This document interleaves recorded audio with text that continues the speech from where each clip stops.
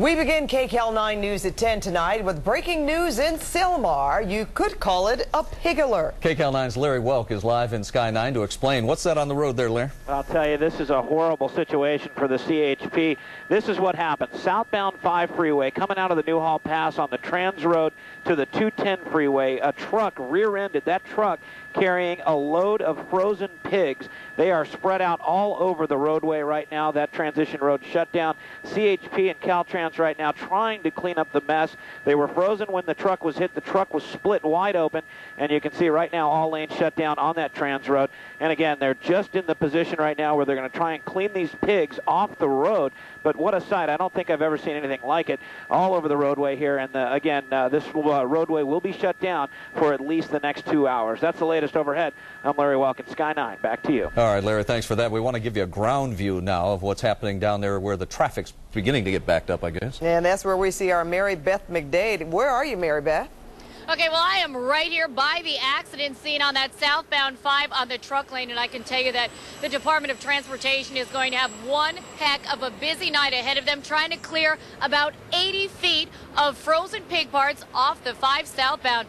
Now, as we were just hearing from Sky 9, this accident occurred on the southbound 5 just north of the 210 on the truck side of the lane. You had a big rig and a box truck. They collided. Now that box truck was carrying just tons of frozen pigs, and now they're all over the road. We're told that that truck was basically split in part.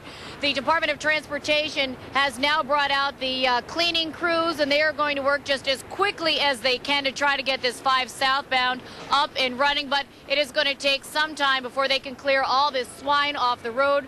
Right now, traffic is moving pretty slowly along here, as you can imagine, with the 2 lanes shut down. And, of course, everyone wants to take a peek and see what's happening. The cause of this investigation is still underway. For now, reporting live in Sylmar, Mary Beth McDade, back to you guys. All right, Mary Beth, thanks for that. Interesting to find out what happens to those pigs. Anyway, a wayward dog led to a fiery accident in the city of Commerce tonight. The driver of a tanker truck swerved to avoid that dog, but flipped the rig hauling 2,000 gallons of diesel fuel. There was a powerful explosion and flames spread in front of a commercial building along Telegraph Road just off the 5 freeway. The driver and a passenger escaped with minor injuries. And Pat, a tragic chain of events left a Santa Ana man dead tonight. First he was robbed and beaten and left lying in the streets. Then he was killed by a hit-and-run driver. KCAL 9's Susie Suh now is live with more on that story. Suze?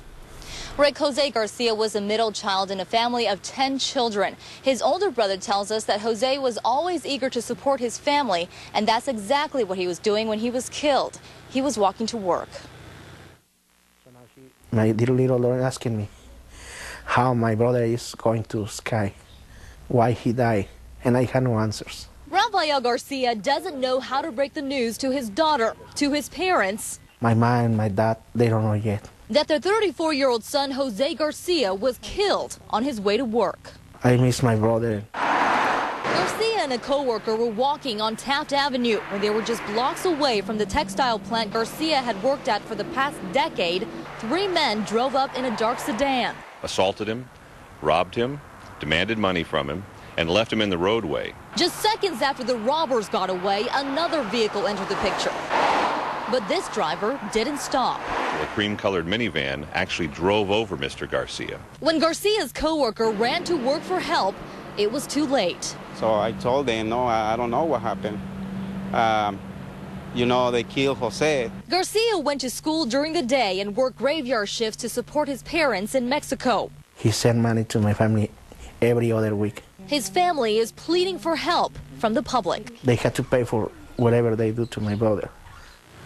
And this all happened at about 1:30 this morning. Police are now looking for the driver of a cream-colored minivan, along with those riding in a 4-door dark-colored sedan.